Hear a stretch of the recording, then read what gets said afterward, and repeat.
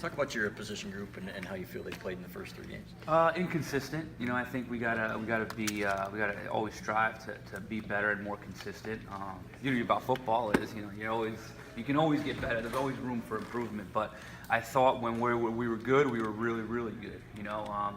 We had some mistakes in the first game. We cleaned them up, played really well in the second game, and then, played pretty good in the third game overall. I mean, if you took 4 or 5 plays out of each of those starters, just alignment and stuff, they would have graded really high, over a 90. But those 4 or 5 plays were in there, and we got to clean that stuff up. But I'm happy. They're playing hard. They're practicing hard.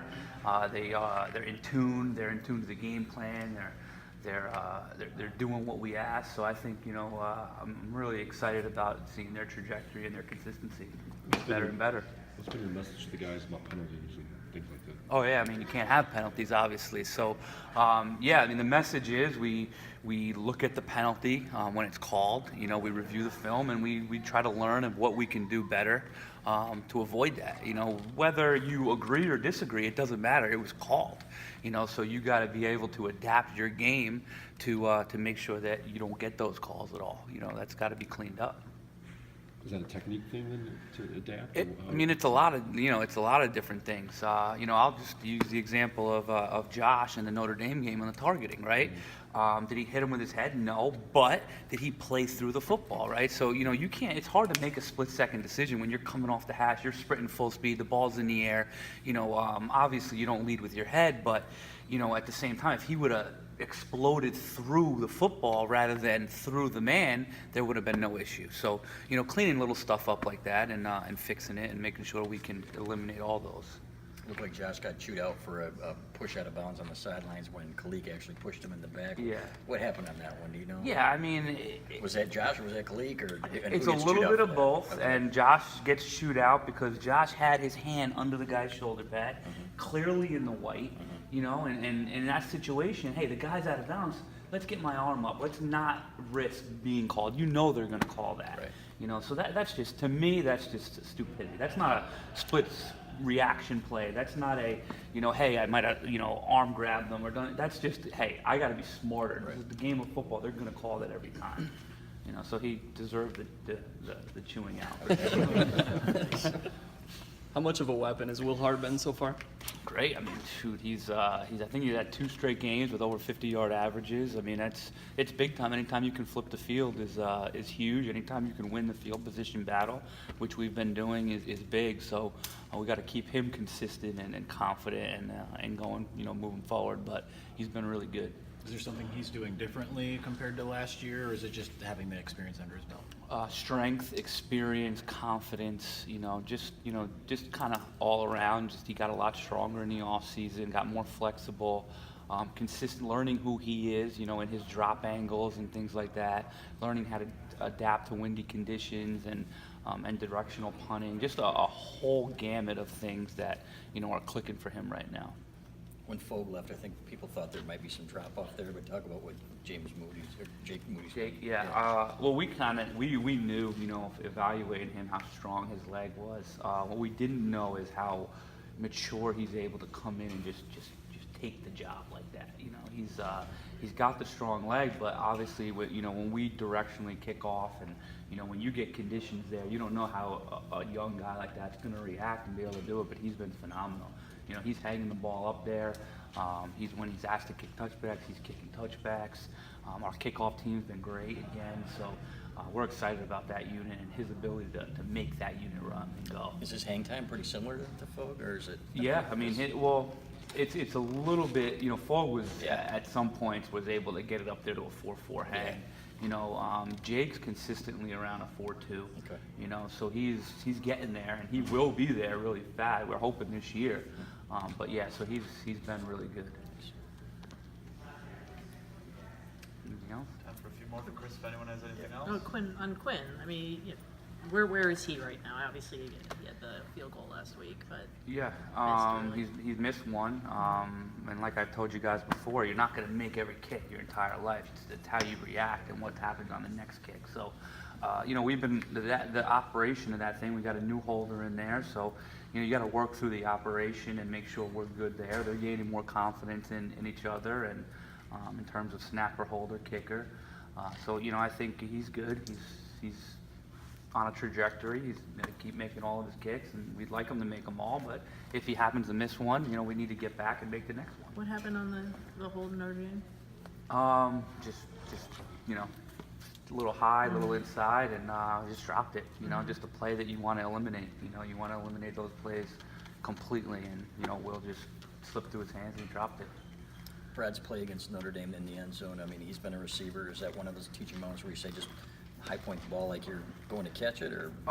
Yeah, I mean, there's a lot of things that go into that. You know, it's seeing the formation, seeing what's coming at you off the bat, you know, and getting your depth right away. And then, you know, Tyree didn't help him in on that one. You know, Tyree jumped outside, you know, on the receiver and let the receiver inside, so he didn't help Brad.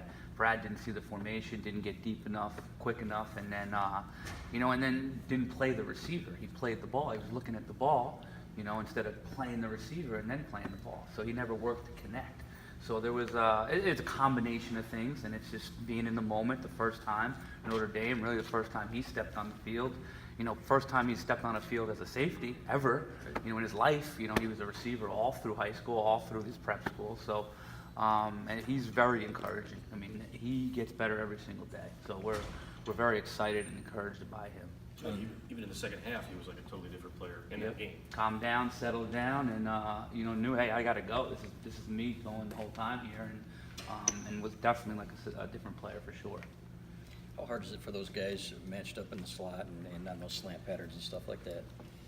Yeah, I mean, it's hard, you Yeah. know, because there's a lot of space there, you know, and we do things to try to help them out and stuff, but, you know, that's something where you got to get ready to go. You know, you're a big physical safety worried about, you know, the run or the middle of the field and all that, and then all of a sudden you're on a guy who's a lot of times their quickest, fastest guy on the field, and you got to cover. So your technique has to be perfect. You got to have a plan when you start, and then you have to realize their splits and what we're getting, you know, what you're getting there too. You know, those guys have a lot on their plate. They line up, they're in man, well, is it first down? What do they do on first down? What's the split of the receiver? What routes am I going to get? All those kind of things have to go through their mind. And then they got to revert back to their fundamentals and coverage.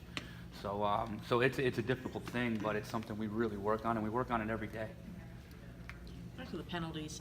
When you're coaching them after a game like that, I mean, there's a fine line between being overly aggressive and technique. I mean, how do you stress that? I mean, they shouldn't back off, right? They shouldn't No. be less aggressive. I mean, We're going to be aggressive, you know, and we're always going to be aggressive, but we need to understand when to be aggressive, right? Like the Josh penalty out of bounds, the Glasgow special teams penalty out of bounds. When do we lay off? When do we be aggressive? Because it's on the field of play, and when do we don't? Those two penalties, you gotta lay off. You know, there's no excuse.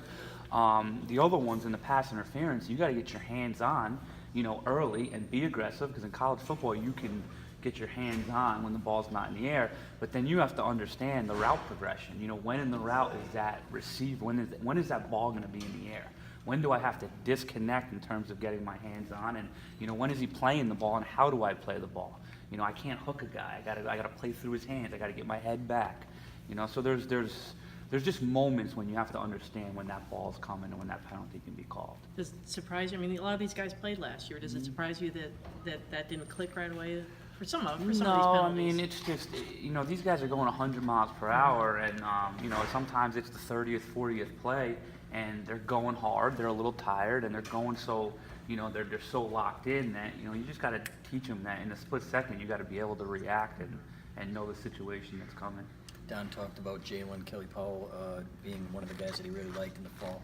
Are you hopeful to get him back soon? And Yeah, so he's back now. Okay. Yeah, he is back. He should, you know, he looked 100% yesterday, finally, you know. So it's been, you know, he's been out for about 3 weeks, almost a month, and even last week he played a little bit, but he wasn't, you know, his normal, you know, quick, explosive self. But I was really encouraged by his practice yesterday. You know, you can just see with your eyes that he feels good. So he's a guy that will hopefully get back in the mix quickly here. What you've watched a lot of Nebraska film. Maybe Jim said you had to go back and watch UCF, I think, Oh, a yeah. little bit too. And you're assuming that Martinez plays? Oh yeah, well, I mean, we got to prepare for both, obviously. You know, we're assuming he's playing, and you know, and then looking at UCF and then just seeing what all they're going to do and prepare for all of it. You know, there's a lot of stuff those guys do on special teams. I mean, you look back at all of them, they have, different pods formations on their field goal. I mean, they have fake punts galore. They have formations. They do a lot of different stuff now.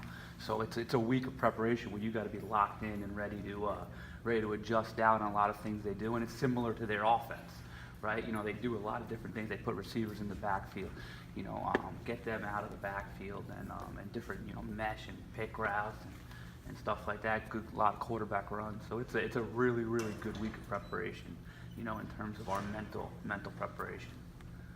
The big play of last week, was that just a miscommunication? Brad, the touchdown, the blown coverage? Miscommunication. Yeah. Well, it was just, corner and safety, Yeah. Weren't on the same page really. And switching a call, when the snaps happen, and they ran that play right before and right after in the same stack and everything, and it was non-issue. Right. It's just one of those moments.